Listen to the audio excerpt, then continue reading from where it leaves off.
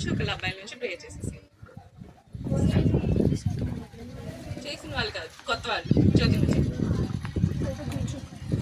అందరు మోకాలు ఏంటన్నా కళ్ళు మూసుకోండి.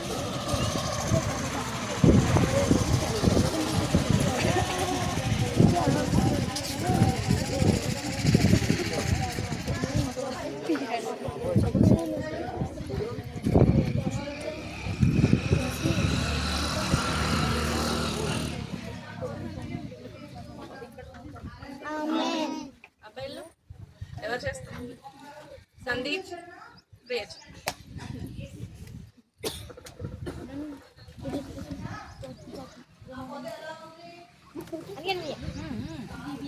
సారీ వెళ్ళిందా? అక్కడ వేసుకున్నా, అక్కడ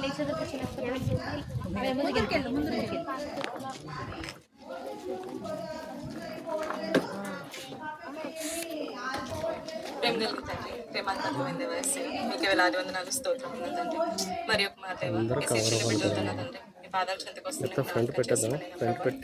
సెషన్ అంతట్లో మీ సహాయంతో తోడ్పాటు దయచేస్తూ వచ్చారు. అందుకు మీకే వేలాది వందనాలు స్తోత్రం నా ప్రభావ. మరి ఒక మన పాదాలు చెంతకు వస్తున్నాయి కొంచెం వెనక్కి జరుగుతుంది.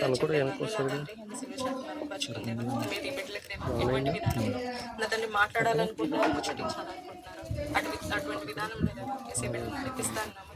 మాకు సహాయకుడుగా ఉండి ఇప్పటి వరకు ముందుకు నడిపించిన ప్రేమ అంతటికే మీకు వేలాది వందనాలు స్తోత్రం చేసేది పరిశుద్ధ ప్రతి ఒక్కరికి నడికి వేడుకొని పొందుకున్నాము తండ్రి. ఓకే, మన థీమ్ ఎవరికన్నా తెలుసా? మన థీమ్ ఏంటి? బీబీఎస్ థీమ్ ఏంటి? దేవుడు మిమ్మను ఏర్పరచుకొని.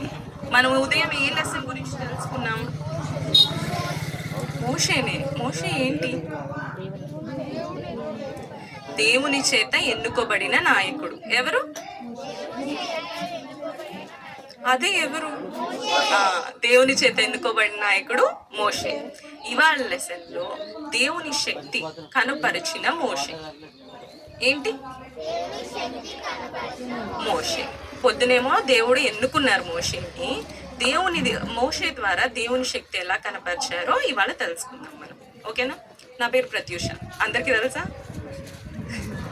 Okay, done. పొద్దున మండుషున్న పొద దగ్గర మోషే గారితో దేవుడు మాట్లాడుతూ వచ్చారు. ఏమని మాట్లాడారు?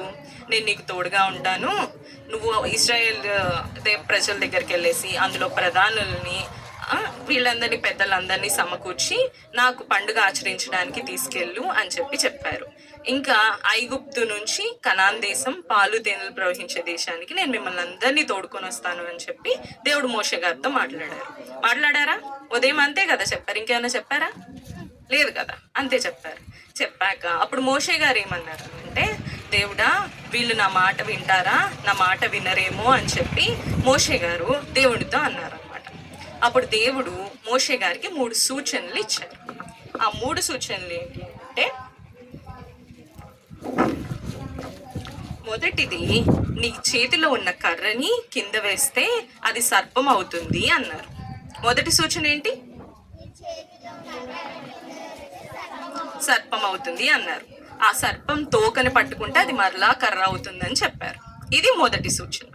రెండవ సూచనగా దేవుడు మోషే గారితో ఏం చెప్పారు అంటే, నీ చెయ్యిని నీ చెస్ట్ మీద అంటే రొమ్మును ఉంచుకుంటే అది కుష్ఠము గలదై ఇలా తెల్లగా అవుతుంది అని చెప్పారు. ఓకేనా? రెండవది ఏం చెప్పారు? నీ చేతిని నీ రొమ్మును ఉంచుకుంటే అది కుష్ఠము గలదై తెల్లగా ఇలా అవుతుంది అని చెప్పుకొచ్చారు. ఇది రెండవ సూచన. ఈ 2 సూచనలు బట్టి ఇశ్రాయేల్ ప్రజలు నీ మాట వినకపోతే అప్పుడు మూడవది చెప్పారు.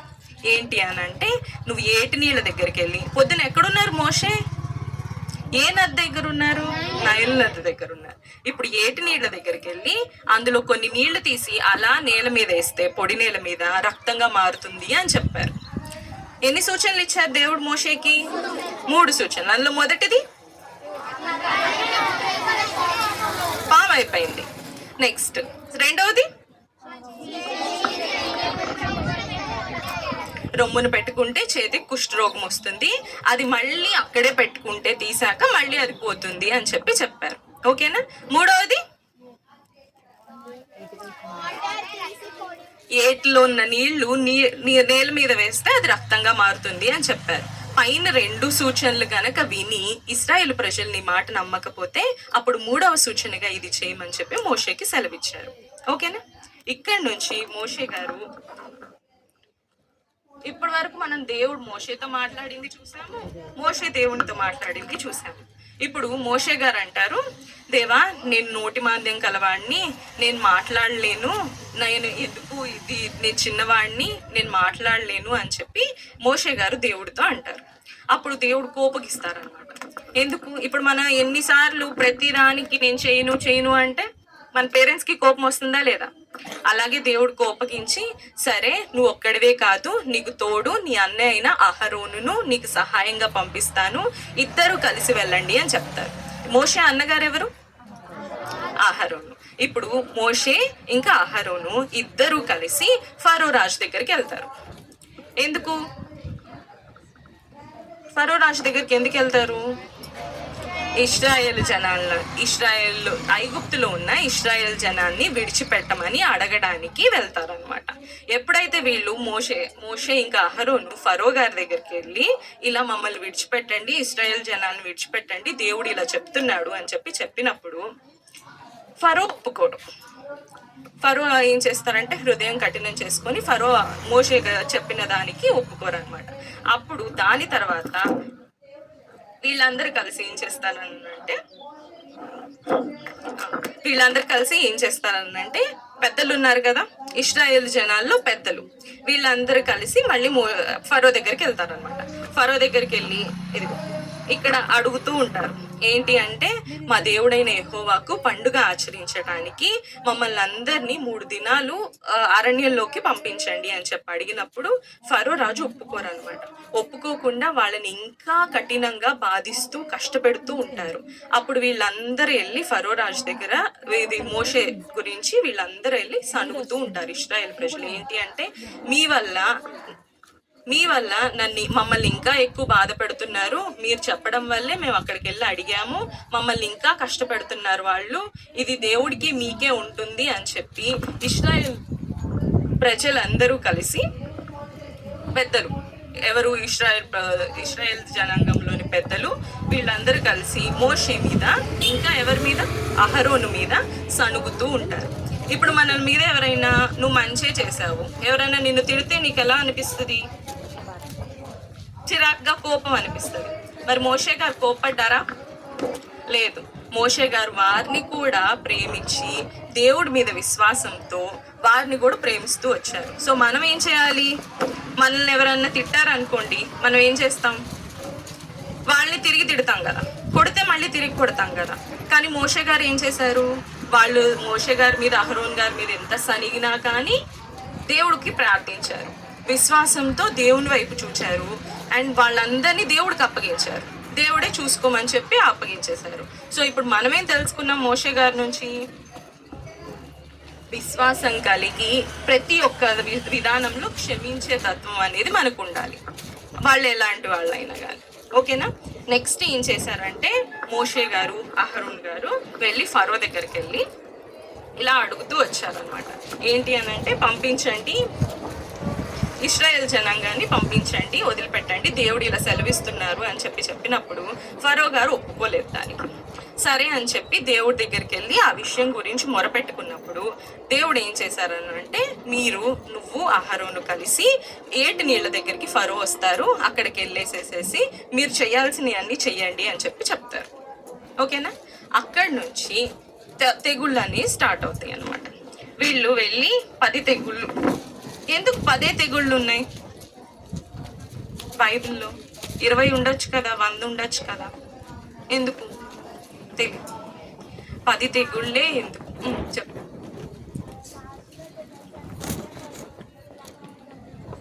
ఓకే, నేను అడిగేది తెగుళ్ళు 10 ఎందుకు అని అంటున్నాను. Why not 20? Why not 30? 10 ఎందుకంటే ఐగుప్తు దేశంలో 10 మేజర్ దేవతలు ఉన్నారనమాట. అంటే ఇప్పుడు విగ్రహారాధన చేస్తూ చాలా మంది, ఇప్పుడు కృష్ణుడు, రాముడు, ఇలా చాలా మంది ఉన్నట్లు అలాగా వాళ్ళకి 10 ప్రధాన దేవతలు ఉండేవాళ్ళు. వాళ్ళు ఏంటంటే ఇప్పుడు నీళ్లు ఉన్నాయి అనుకోండి, వాటిని నీటి దేవతగా పూజించేవాళ్ళు. గాలి ఉందనుకోండి, దాన్ని ఒక దేవతగా పూజించేవాడు. ఇలా 10 దేవతలు ఉన్నారు కదా, వాళ్ళకి వ్యతిరేకంగా 10 తెగుళ్ళు అనమాట. ఓకేనా? అండ్ ఇంకొకటి దేవుని శక్తి, వీటన్నిటిని జయించే విధానంలో దేవుని శక్తిని కనపరచడానికి 10 తెగుళ్ళు అనేవి పంపించింది. ఇంకొకటి ఫరో గర్వాన్ని అణచడానికి 10 తెగుళ్ళు వచ్చాయి అనమాట. 10 తెగుళ్ళు ఎంతమందికి తెలుసు? అయితే నేను చెప్పద్దా? సరే, 10 తెగుళ్ళు వచ్చాయి. ఈ 10 తెగుళ్ళలో ఒకసారి ఏం చేస్తారంటే, మోషే అహరోన్ గారితో దేవుడు చెప్తారు, ఫరో 7 నీళ్ళ దగ్గర ఉన్నారు, మీరు వెళ్ళండి, నేను మీ పక్షాన పోరాటం చేస్తాను అని చెప్పి పంపిస్తారు. సరే అని మోషే అహరోన్ గారు వెళ్ళాక ఫరో 7 నీళ్ళ దగ్గర ఉన్నప్పుడు ఏం చేస్తారంటే, అహరోను 7 నీళ్లను దేవుడు చెప్పినట్లు కర్ర తీసుకొని కొడతారనమాట. కొట్టినప్పుడు ఏమైంది? నీళ్ళని రక్తంగా మారిపోయి. ఓకేనా? అప్పుడు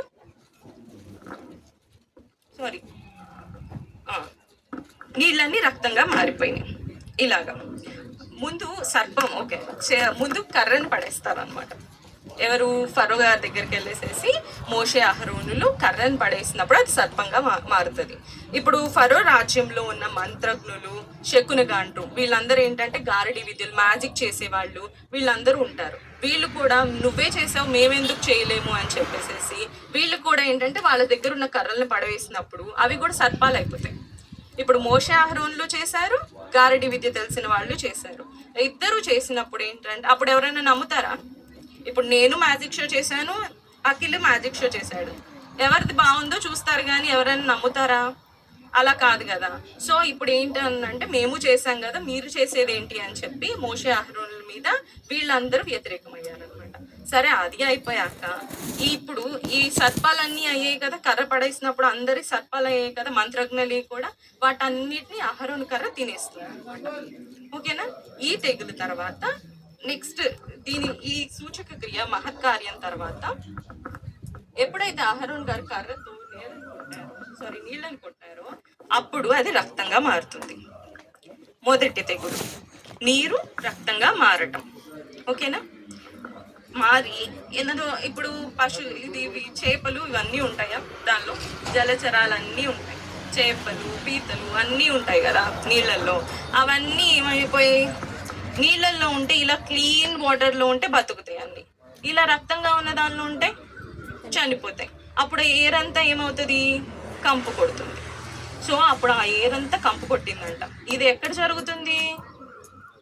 ఐగుప్తు దేశంలో. ఐగుప్తు దేశంలో మొదటి తెగులు వచ్చింది. అక్కడ ఏంటంటే అక్కడ ఉన్న నీళ్ళన్నీ రక్తంలా మారిపోయాయి, అందులో ఉన్న జలచరాలన్నీ చచ్చిపోయాయి. అప్పుడు నీరు కంపు కొట్టింది, వాళ్ళు తాగలేకపోయారు ఆ నీళ్ళని. అంటే ఇది తెగులే కదా. మీరు ఎవరైనా తాగుతారా అలా స్మెల్ వచ్చే వాటర్? లేదు కదా. అయినా కానీ ఫరో హృదయం కఠినం చేసుకొని ఇశ్రాయేల్ ప్రజల్ని పంపలేదంట. మనమైతే పంపేసేవాళ్ళమేమో కదా కదా. రెండవ తెగులు ఎప్పుడైతే అహరోన్ గారు తన చేతిని ఆ ఐగుప్తులో ఉన్న జలముల మీద, ఇలా ఇప్పుడు ఈ వాటర్ ఉన్నాయనుకో, వీటి మీద చాపారో అప్పుడు కప్పలు వచ్చాయంట. ఇళ్లలోకి, బెడ్రూమ్స్ లోకి, అండ్ నెక్స్ట్ వాళ్ళు పిండి పిసికే తొట్టులోకి, అంటే కిచెన్ లో కూడా కప్పలు వచ్చేసాయంట. కప్పలు ఎవరికి ఇష్టం ఇక్కడ? నాకు చాలా ఇష్టం. నేను రోజు ఆడుకుంటాను వాటితో కదా. ఎవరికి కప్పలు ఇష్టం ఉండవు. అలాంటిది ఒక కప్పని చూస్తేనే మనం పరిగెడతామా? అలాంటిది ఇన్ని కప్పలు వచ్చి కిచెన్లో ఉండి బెడ్రూమ్లో మీరు పడుకునే దగ్గర కూడా ఉంటే మీకు ఇష్టమేనా? ఇష్టం లేదు కదా. అయినా కానీ మరి ఫరో గారు ఎందుకు పంపలేదంటారు? ఇశ్రాయేల్ ప్రజల్ని ఎందుకు విడవలేదు? అయినా కానీ హృదయాన్ని కఠినం చేసుకొని మోషే ఇశ్రాయేల్ ప్రజల్ని పంపలేదంట. మూడవ తెగులు ఏంటి తెలుసా? అహరోన్ గారు తన కర్రని నేల ధూళి మీద కొట్టినప్పుడు, ఇదంతా ధూళి ఉంది కదా, కర్ర తీసుకొని, కర్ర లేదు సరే ఇది కర్ర అనుకోండి, నేల ధూళి మీద కొట్టినప్పుడు అవన్నీ పేలైపోయి మనుషుల మీద, పశువుల మీద ఐగుప్తు దేశం మొత్తం వచ్చింది. ఇది ఇశ్రాయేలీయులకు కూడా వ్యాపించింది. మొదటి 3 తెగుళ్ళు ఐగుప్తీయులకే కాదు, ఇశ్రాయేలీయులకు కూడా వచ్చాయి. ఎందుకు? ఇప్పుడు ఇశ్రాయేల్ ప్రజలు దేవుని నమ్ముకున్నవారు కదా, దేవునికి ఇష్టమైన వాళ్ళు కదా. కానీ ఈ 3 తెగుళ్ళు మాత్రం అందరికీ వచ్చాయంట. ఎందుకు? వాళ్ళు తిట్టుకున్నారు కదా, వాళ్ళని సరిచేయడానికి, దేవుడి శక్తి కనపరచడానికి ఇది అందరి మీదకి వచ్చినాయి అంట ఈ 3 తెగుళ్ళు. ఈ 3వ తెగులు తర్వాత ముందున్న 2 తెగుళ్ళు ఏంటేంటి? నీరు రక్తంగా మారటం, కప్పలు వచ్చాయి కదా. ఈ 2 తెగుళ్ళంట ఇప్పుడు ఫరో దగ్గర ఉన్న మంత్రజ్ఞులు ఉన్నారు కదా, శకును గాండ్రు, వాళ్ళు కూడా చేశారంట ఈ 2 తెగుళ్ళు. ఈ 3వ తెగులు ఏదైతే ఉందో పేలు వచ్చేది, అది వాళ్ళు చేయలేకుండా అప్పుడు వాళ్ళు అన్నారంట మీ దేవుడు గొప్పవాడు అని చెప్పి ఒప్పుకున్నారంట. దేవుడి శక్తిని ఒప్పుకున్నారు వాళ్ళు. ఇప్పుడు 4వ తెగులు. 4 ఏంటి? ఈగలు. ఐగుప్తు దేశం అంతా ఇలా ఈగల గుంపులు వచ్చేసేయంట. ఈగలు ఎవరికి ఇష్టం? రివర్స్లో ఉన్నా, సారీ. ఈగలు ఎవరికి ఇష్టం? ఈ ఈగలు చాలా మంచిగా పాట పాడతాయి కదా మన చెవి దగ్గరకు వచ్చి కదా, గుయ్యి గుయ్యి అని చెప్పి. చాలా ప్లెజెంట్గా ఉంటుంది కదా మనకి వినడానికి కదా. మీకు ఇష్టమా ఈగలు? మిడతలు ఇష్టమా? ఈగలు ఇవంట ఐగుప్తు దేశం అంతా వచ్చేసేసి అందరి దగ్గర ఇబ్బంది పెట్టాయంట. ఇప్పుడు ఈగలు మన చెవి దగ్గర గుయ్యి గుయ్యి అంటుంటే మనం ఏమన్నా పని చేయగలమా? ఇది వచ్చినా కానీ ఎవరు మన విలన్? ఎవరు మన స్టోరీలో? ఫరో గారు అస్సలు పంపించలేదంట ఇశ్రాయేల్ ప్రజల్ని. దీంతో అయినా పడతాను కానీ నేను ఇశ్రాయేల్ ప్రజల్ని విడిచిపెట్టను అని చెప్పారు. ఎందుకంటారు? ఇశ్రాయేల్ ప్రజలంటే ఫరోకి చాలా ఇష్టం కదా, ఇంకా హింసించాలని చెప్పి అన్నారు. 5వ తెగులు పశువులు చచ్చిపోయాయి. ఇలా ఉంటే బతికినట్టు, ఇలా ఉంటే చచ్చిపోయినట్టు. ఓకేనా? ఇది బాగానే ఉందా? ఓకే. దేవుని యెహోవా యొక్క బాహుబలము ఐగుప్తు దేశం మీదకి వచ్చినప్పుడు పశువులు, నెక్స్ట్ గొర్రెలు, గాడిదలు, ఒంటెలు అన్నీ మరణించాయి. 4వ తెగులు, 5వ, ఎన్ని తెగుళ్ళు? ఓన్లీ 2కి వచ్చాయి, ఐగుప్తుకి ఇశ్రాయేలుకి. ఎన్ని తెగులు? మొదటి 3 తెగుళ్ళు 2కి సంభవించాయంట, ఐగుప్తు ప్రజలకి, ఇశ్రాయేలు ప్రజలకి. 4వ తెగులు, 5వ తెగులు. 4వది ఏంటి? ఈగల గుంపులు. 5వది పశువుల మరణం. ఈ 2 తెగుళ్ళు ఇశ్రాయేలీలకి రాలేదు. వీళ్ళు ఎక్కడున్నారంటే గోషెను దేశంలో ఉన్నారనమాట. ఓకేనా? పశువులు ఇశ్రాయేలీయుల పశువులన్నీ సురక్షితంగా ఉన్నాయి. నెక్స్ట్ ఈగలు వాళ్ళని ఏం చేయలేదు. ఇవెవరి చనిపోయి? నీవా నావా? ఇవెవరి? ఇశ్రాయేలీయులవా? ఐగుప్తు యొక్క పశువులన్నీ చనిపోయాయి, ఇశ్రాయేలీయులు మాత్రం బతికి ఉన్నాయి అన్నమాట. ఓకేనా? ఇప్పుడు ఇది ఎన్నో తెగులు? అదే 5, 6. నెక్స్ట్ ఇప్పుడు ఇక్కడికి వచ్చేసరికి ఏంటంటే మోషే గారు ఏం చేశారంటే కొంచెం ఆగపు బుగ్గి అంటే బూడిదని తీసుకొని ఇలా గాల్లోకి చల్లారంట. ఇలా గాల్లోకి చల్లినప్పుడు ఐగుప్తులో ఉన్న మనుషుల మీద, పశువుల మీద ఇలా పొక్కులు, దద్దులు, పింపుల్స్ ఎవరికి ఇష్టం? పోనీ కదా, మనకి ఇష్టం లేదు కదా. మరి అలాంటిది వాళ్ళు ఎంత బాధపడ్డారంటే ఫరో ఎదురు ఆ మంత్రజ్ఞులు వీళ్ళు ఉన్నారు కదా, వాళ్ళందరూ పొక్కులు వచ్చి మోషే వెళ్ళినప్పుడు వాళ్ళు నిల్చోలేకపోయారంట. అంత నొప్పి, అంత బాధ అనుభవించారంట. మనకి పొక్కులు, దద్దుర్లు వస్తే చాలా బాగుంటాం కదా, అందంగా ఉంటాం కదా కదా, లేదు కదా. మరి అలాంటిది ఇంత వచ్చినప్పటికి కూడా వాళ్ళు అంత ఇబ్బంది పడుతున్నా కానీ మోషే గారు వెళ్ళి అడిగినప్పుడు ఫరో ఇంకా హృదయం కఠినపరుచుకొని ఎవరిని పంపడానికి ఇష్టపడలేదు? ఇశ్రాయేల్ ప్రజల్ని పంపడానికి ఇష్టపడలేదు. నెక్స్ట్ 7వ తెగులు.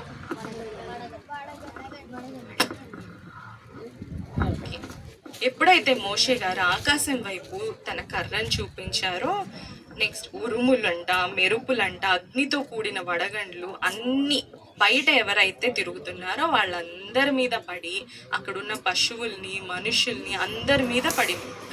చాలా మంది చనిపోయారు. ఈ వడగండ్లు పడితే మనం ఏమన్నా ఉంటామా? ఆడుకుంటాం. మనం వర్షం ఇష్టం కదా మనకి, బయటికి వెళ్ళి ఏమన్నా ఆడుకుంటాం? వడగండ్లు పడుతుంటే ఇంట్లో ఉంటాం కదా. మరి ఇప్పుడు వాళ్ళందరూ చనిపోయారు. అయినా కానీ ఫరో ఏం చేశారు? పంపించలేదు. ఎన్ని తెగుల తర్వాత పంపించారు ఫరో? ఎన్ని తర్వాత పంపించారు? ఎందుకు? మీరు ఎవరైనా చెప్పచ్చు కదా, ఇవన్నీ ఎందుకు ఇంత బాధ అనిపించడం, ముందే పంపించేయచ్చు కదా అని. తర్వాత తెగులు మిడతలు. ఇప్పుడు వర్షం వచ్చింది, వడగండ్లు పడ్డాయి, మొత్తం నాశనం అయిపోయిందా? ఎవరు పని చేసుకోవడానికి లేకుండా ఉన్నయన్నీ పోయాయి వడగండ్లు పడినప్పుడు. ఈ తెగులు వచ్చినప్పుడు ఇంకా మిగిలి ఏదైతే ఉందో పంటలు, పచ్చగా ఉన్న మొక్కలు, చెట్లు అన్నిటినీ ఈ మిడతలు వచ్చి తినేసేయంట. మిడతలు వచ్చి ప్రతి ఆకును, ప్రతి మొక్కను తినేసేయంట. మిడతలు ఇష్టమా పోనీ? ఫ్రై చేసుకోవచ్చు. లేదు. 9వ తెగులు చీకటి. చీకటి ఐగుప్తు దేశం అంతా 3 దినాలు కమ్ముకుందంట. ఎలా అంటే చిక్కటి చీకటి అంట, చేత్తో పట్టుకుంటే అందే అంత చీకటి అంట, ఎవ్వరు కనిపించేవాళ్ళు కాదంట. ఇప్పుడు మనకు కరెంట్ పోయింది అనుకోండి, ఏం చేస్తాం? వాళ్ళకి మరి టార్చర్ లేవు, ఏం చేస్తారు? పాపం క్యాండిల్స్ కూడా లేవంట వాళ్ళకి. మనం అప్పుడుంటే వెళ్ళి ఇచ్చేవాళ్ళం కదా, వాళ్ళకి. అలాంటి చీకటిని కూడా తట్టుకొని ఫరో ఏం చేశారు? పంపించారా? పంపించలేదు. ఇప్పుడు వీటన్నిటిలో కూడా మోషే గారు ఫరో ఏం చేశారంటే ప్రతిసారి పిలిచి, నేను మిమ్మల్ని పంపించేస్తాను, ఈ తెగులంతా తీసేయమని చెప్పి దేవుడికి మొక్కుకోండి నా తరపున అని చెప్పారు అని చెప్పారనమాట. అయినప్పటికీ ఏంటంటే ఫరో మళ్ళీ ఆ తర్వాత కూడా మోషే గారు ప్రార్థన చేసినప్పుడు దేవుడు విని ఆ తెగుల్ని తీసేసాక కూడా ఏంటంటే ఫరో హృదయం కఠినపరుచుకొని అప్పుడు మాట మారుస్తూ వచ్చారు. ఇప్పుడు మోషే గారి నుంచి మనం తెలుసుకోవాల్సింది ఏంటి? ఎన్ని శ్రమలు వచ్చినప్పటికీ కూడా ఇప్పుడు చాలా సార్లు ఫరో దగ్గర మోసపోయారు. ఏంటి అని అంటే నేను పంపిస్తానంటారు, పంపించరు. అలా ఉన్నా కానీ మోషే గారు ఏం చేశారు? ఫరో కోసం ప్రార్థన చేశారు. అండ్ దీనిలో కూడా ఏంటంటే దేవుడి విషయంలో విధేయత చూపుతూ వచ్చారు ఫరో గారు. ఓకేనా? 10వ తెగులేంటి? ఫాస్ట్గా చూసుకుందాం. తొలి పిల్లల మరణం. ఓకేనా? ఐగుప్తు దేశంలో ఉన్న తొలి పిల్లలందరూ చనిపోయారంట. ఎవరితో? పశువుల్లో తొలి పిల్లలు, మనుషుల్లో తొలి పిల్లలు అందరూ చనిపోయారంట. నెక్స్ట్ ఫరో ఇంట్లో కూడా తొలి పిల్లలు అందరూ చనిపోయారంట. అయినా కానీ ఫరో ఏం చేశారు? పంపించారా? పంపించారు. ఎందుకు పంపించారు? పిల్లల వరకు వచ్చిందని చెప్పి పంపించేశారు కదా. ఇప్పుడు ఏంటనంటే ఇది ఐగుప్తులో తొలి పిల్లలందరూ చనిపోయారు కదా, అందరికీ వచ్చింది తెగులు. సో ఇక్కడ ఏమవుతుందంటే దేవుడు ఇశ్రాయేలు ప్రజలు అంటే దేవుడికి ఇష్టం కదా, అందుకని చెప్పి దేవుడు ఏం చేస్తారంటే మీరందరూ మీ పిల్లల్ని కాపాడుకోవడానికి, ఇశ్రాయేల్ ప్రజల్లో పిల్లల్ని కాపాడుకోవడానికి ఏంటంటే ఒక గొర్రె పిల్లని వధించి దాని రక్తాన్ని ద్వారబంధాలు అంటే పైన ఇరుప్రక్కల రాయమంటారు అనమాట. రాస్తే ఏమవుతుంది? సంహార దూత వాళ్ళని, ఆ పిల్లల్ని వదిలేసేసేసి తర్వాత పక్కింటికి వెళ్తుంది. పక్కింట్లో ఏమన్నా రాయలేదనుకో వాళ్ళని చంపేస్తుంది అనమాట. బాగుంటది కదా అలాగా? లేదు కదా. పాపం ఇశ్రాయేలు ప్రజలందరూ ఏం చేశారంటే ఆ గొర్రెపిల్ల రక్తాన్ని తమ ద్వారబంధాలకు రాసుకుంటూ వచ్చారు. అప్పుడు ఏమైందంటే సంహార దూత వాళ్ళని చంపకుండా వదిలిపెట్టింది. ఇలా ఇశ్రాయేలు ప్రజలందరినీ దేవుడు కాపాడుతూ వచ్చాడు. ఓకేనా? దీన్ని అప్పటి నుంచి వారి తరతరాల వరకు పస్కా అని చెప్తూ, అంటే దాటి వెళ్ళుట అనే విధానంలో ఇశ్రాయేలు ప్రజలందరూ దాన్ని ఆచరిస్తూ ఒక పండగగా చేస్తూ వచ్చారు. దానికి కొన్ని కట్టడలు, నియమాలు ఉన్నాయి. ఏంటి అంటే మొదటి కట్టడ, అది ఇప్పుడు ఏదైతే పశువు బలిస్తున్నాం కదా, అది మగ మేక పిల్ల కానీ గొర్రె పిల్ల కానీ ఏడాదిదై ఉండాలి. రెండవ కట్టడ ఇక్కడికి వచ్చేసరికి ఏంటంటే దాన్ని రక్తంతో బలిచ్చేసేసేసి ఆబీబు నెల 10వ తేదీన దాన్ని ఇప్పుడు మందు ఉంటుంది కదా, గొర్రెల మందు ఉంటుంది, 10వ నెల దాన్ని వేరు చేసి 14వ దినము దాన్ని చంపాలన్నమాట. సాయంకాలం కూడా దాన్ని బలివ్వాలి. ఇది రెండవ కట్టడ. మూడవ కట్టడ వచ్చేసరికి దాని రక్తాన్ని తీసి ఇక్కడ గుమ్మాలకి రాసి ఆ పశువుని అంటే ఆ గొర్రె పిల్లని పూర్తిగా కాల్చాలంట. ఇది మూడవది.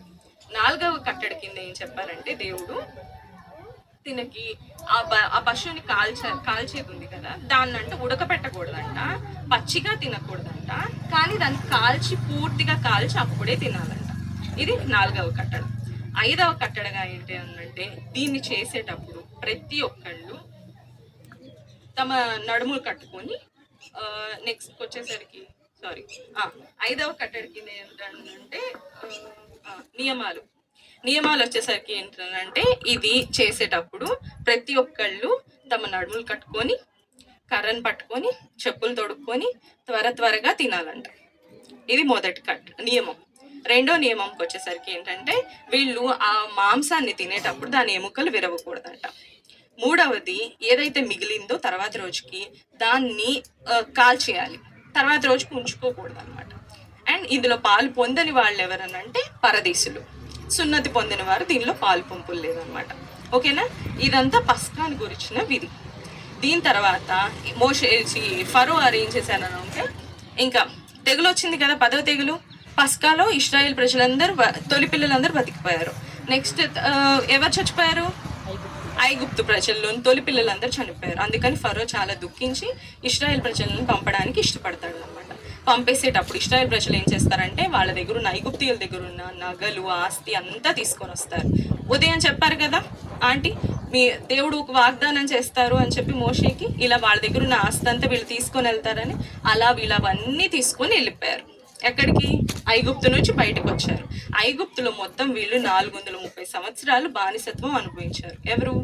ఇశ్రాయేలు ప్రజలు. దేవుడు అబ్రహాంకి 400, ఇదివరకే అబ్రహాం ఎప్పుడున్నారు? ఆది కాండంలో ఉన్నారు. అప్పుడే దేవుడు అబ్రహాంకి చెప్పారు, 400 సంవత్సరాలు వేరే దేశంలో నీ ప్రజలు, నీ సంతానము ఇలా చాకిరీ చేసి నెక్స్ట్ దాని నుంచి వచ్చేటప్పుడు వాళ్ళ ఆస్తికర్తలుగా వస్తారని అబ్రహాంకి అప్పుడు చెప్పారు. ఆ నిబంధనని ఇప్పుడు స్థిరపరుస్తూ వచ్చారనమాట. ఇప్పుడు మనం మోషే ద్వారా ఏం తెలుసుకోవాలంటే, మోషే గారు ప్రతి దానిలో విధేయత చూపుతూ వచ్చారు. దేవుడి మాటకు విన్నారా? నేను ఇప్పుడు నోటి మాంద్యం కలవాడిని, నేను చెప్పలేను, నేను మాట నేర్పరిని కాను అన్నారు. కానీ దేవుడు నువ్వు వెళ్ళు అన్నప్పుడు దేవుడి మాట విన్నారు, విధేయత చూపారు. మనం ఏం చేయాలి? దేవుని మాట వినాలి, విధేయత చూపించాలి. మన తల్లిదండ్రుల మాట కూడా. ఓకేనా? నెక్స్ట్, ఇంతమంది గొనిగారు కదా దేవుడు, ఎవరు? మోషే గారి గురించి. ఎవరు? ఇశ్రాయేల్ ప్రజలు గొనిగేశారు. ఎన్ని చేసినా కానీ గొనుగుతూనే వచ్చారు. అయినప్పటికీ మోషే వాళ్ళ మీద ఏమైనా కోప్పడ్డారా? లేదు కదా. ప్రేమిస్తూనే వచ్చారు, దేవునికి మొరపెడుతూనే వచ్చారు వాళ్ళ తరపున. మనం ఏం చేయాలి?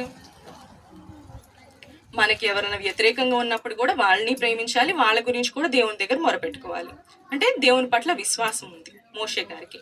నెక్స్ట్, ఇన్ని తెగుళ్ళు వచ్చాయి కదా, ఇన్ని తెగుల్లో ఇప్పుడు నేనేమైనా చేశాను అనుకోండి, నేను హీరోలాగా అనుకుంటాను, అంతేనా? నేను ఇప్పుడు మంచి పని చేశాను అనుకోండి, నేను గొప్పగా ఫీల్ అవుతాను. ఈ తెగుళ్ళన్నిటిలో మోషే గారు ప్రార్థన చేశారు దేవుడికి. చేసినప్పుడు దేవుడు వాటన్నిటిని తీసేస్తూ వచ్చారు. ఇప్పుడు ఘనత ఎవరికి వచ్చింది? దేవుడికి ఘనత రావాలి. మోషే గారు తీసుకోలేదు కదా. ప్రతి దానిలో మోషే గారు దేవునికే ఘనత ఇస్తూ వచ్చారు. మనం ఎవరిని గణపరచాలి? దేవుణ్ణి గణపరుస్తూ ఉండాలి. మన ప్రతి ఒక్క విధానంలో కూడా దేవునికి ఘనత ఇచ్చి మనం మహిమ తీసుకోకుండా ఉంటే దేవుడు మనల్ని ఆశీర్వదించేవారుగా ఉంటారు. నెక్స్ట్ వచ్చేసరికి ఇప్పుడు పస్కా అయింది. పస్కా అంటే గొర్రెపిల్ల రక్తం. మన కొరకు అక్కడ గొర్రెపిల్ల రక్తాన్ని ఎలా అయితే ద్వారబంధాలకి రాస్తే తొలి పిల్లలు బ్రతికారో, వాళ్ళని చంపలేదు సంహారంగా, మన కొరకు దేవుడు గొర్రెపిల్లగా ఉండి మనల్ని రక్షించడానికి దేవుడు ఆయన బలియాగం అయ్యారు. సో ఇక్కడ దేవుడు ఎంత బాగా ప్రతి ఒక్క విధానంలో ఆయన విధానాన్ని మనకు చెప్తూ వచ్చారు, నేర్పిస్తూ వచ్చారు. మనం కూడా ఏంటంటే మోషే వలె ప్రతి ఒక్క విధానంలో కూడా దేవుని మీద ఆధారపడేవారిగా, దేవుని మాటకి లోబడేవారిగా ఉండాలి. పస్కాలో ఇన్ని కట్టడలు, నియమాలు ఉన్నాయి. అవన్నీ మోషే కనుక దేవుడు చెప్పినవి ఏవి అక్కడ చెప్పలేదు అనుకోండి, వాళ్ళు సరిగ్గా చేసేవాళ్ళు కాదు. అప్పుడు దేవుడు కోపం వచ్చేదా కాదా? సో బాధ్యత కలిగి వ్యవహరించారు మోషే. ఇవన్నీ మనలో ఉన్నాయా? కొన్ని నేర్చుకుందామా? ఇవాళ నుంచి ఏం చేద్దామంటారు? దేవుని మాటకి విధేయత చూపిద్దామా?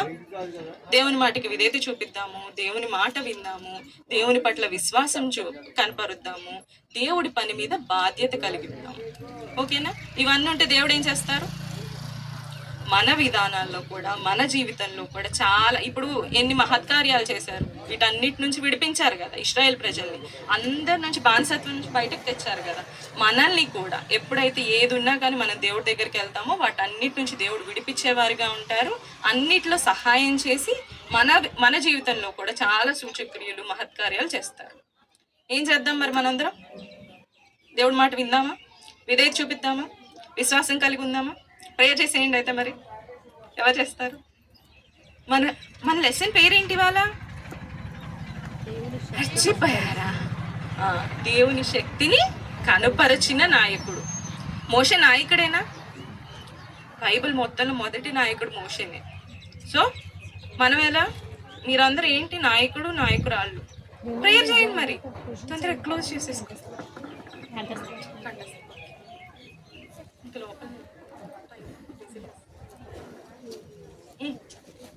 చేయండి చేయండి, ఒక్కళ్ళే చేయండి. అండ్ ఇదా చేసి అందరు మోకరించండి, చదివేసుకోండి.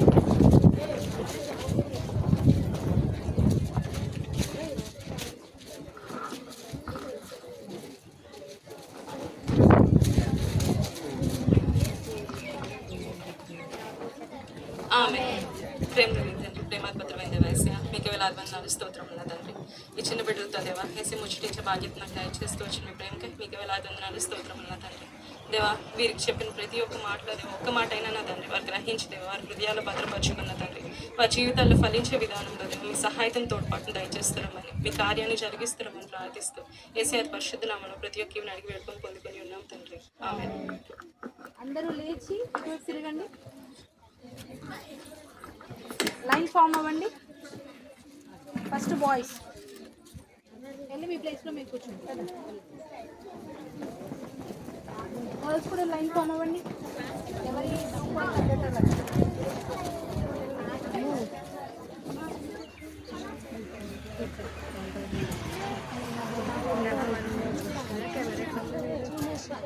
రావాలి ప్రీతం.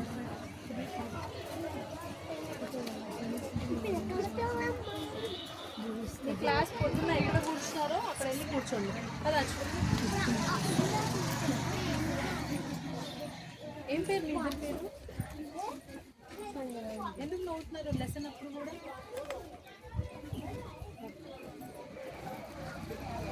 మరం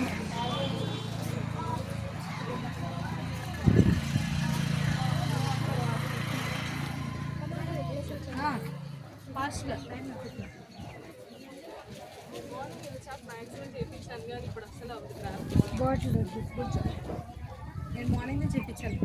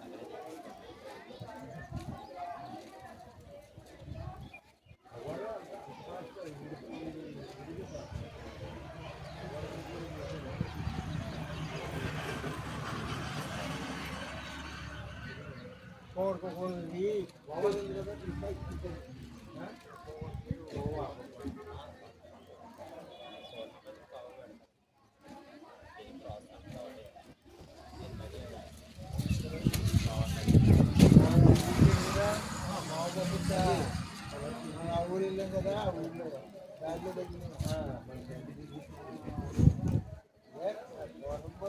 బాగా పెడతాను బాగా పెట్టి కొట్టేసి మామూలు పైగా మామూలే అదేమో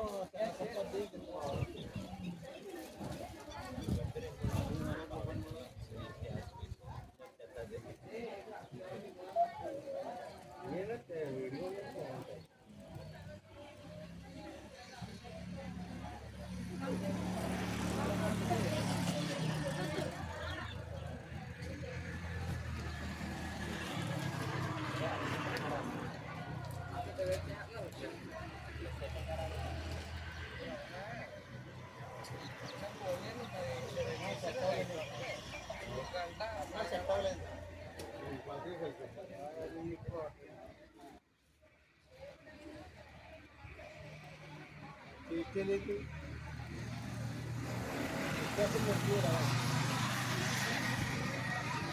మాట్లాడాడు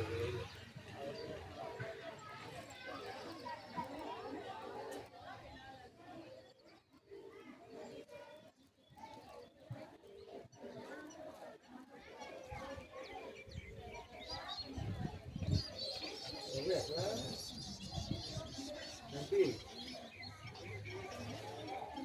మా కోసం వెయిటింగ్ మాట్లాడుతున్నాను ఇక్కడ నువ్వు మెషినరీ మాట్లాడాలంటే కదా మెషినరీ మాట్లాడాలి ఇక్కడ బిస్కెట్లు దీన్ని పెట్టారు దీన్ని ఆల్చట్లేమండి నాకు డిమాండ్ తీసుకుని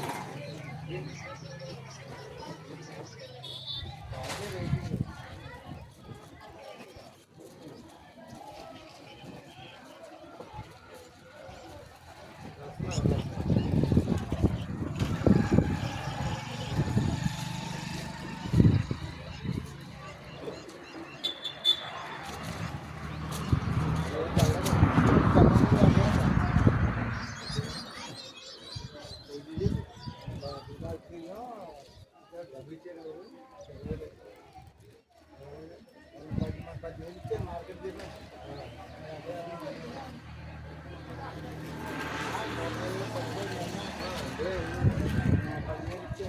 నాకు లెక్క చెప్పండి మీరు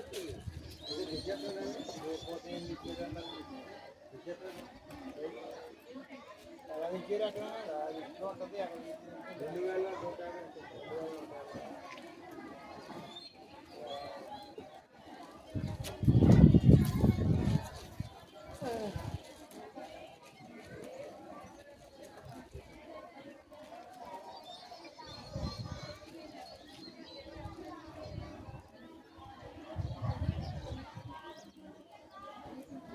2000 ఎండలో ఉంటే బాగుందని ఈ మార్కులో ఏసీలో పోయేది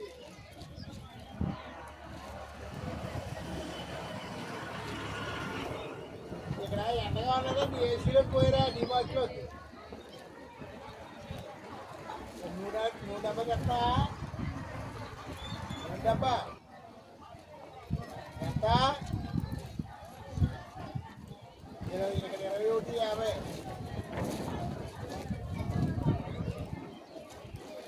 రూపాయలు ఎక్స్ట్రా ఏంటిది సరే సరే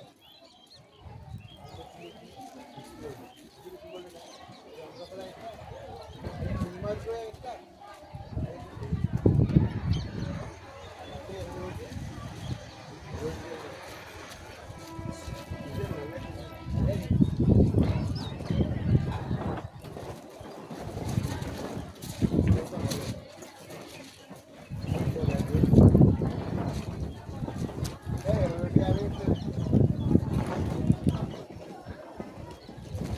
ఏంటి మార్పు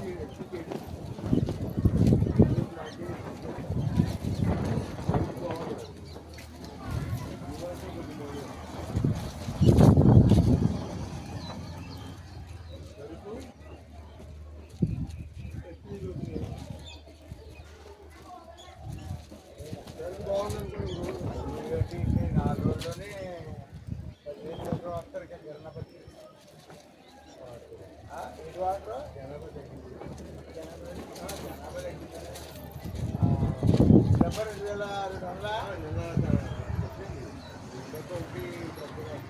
2,200 తర్వాత ఏమో పండుగ సామాన్ 350 సాంబారి బయలు ఇచ్చేవా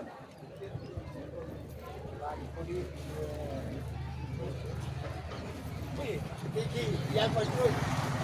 ఫస్ట్ పాత్ర అయింది ఇంకా 3 రోజులు ఉంది 3 పాత్రలు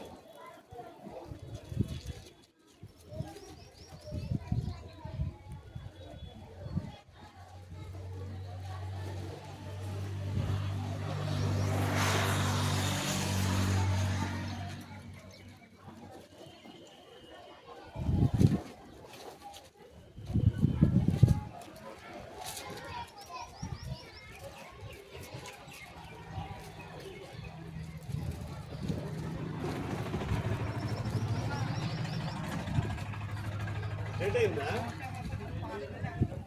లేట్ అయిందా లేట్ అయింది ఏమైంది చెప్తా